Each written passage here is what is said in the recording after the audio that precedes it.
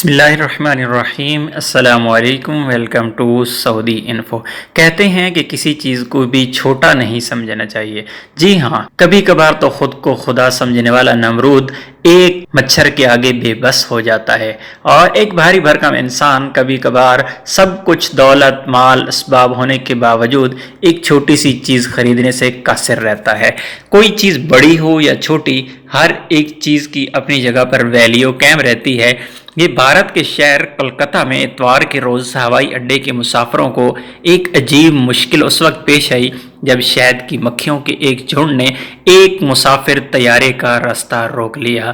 جی ہاں، یہ شہد کی مکھیاں جہاز کے کاکپٹ ونڈو پر اتری اور وہیں پر چپک کر بیٹھ گئیں۔ عملے نے شہد کی مکھیوں کو ہٹانے کی کوشش کی، مگر وہ ناکام رہے۔ سکرین ونڈو کے وائپر بھی چلائے گئے، لیکن یہ مکھیاں وہاں سے ہٹنے کا نام نہیں لے رہی تھی۔ پرواز کولکتہ سے شمالی مشرقی شہر ارگتالہ جا رہی تھی۔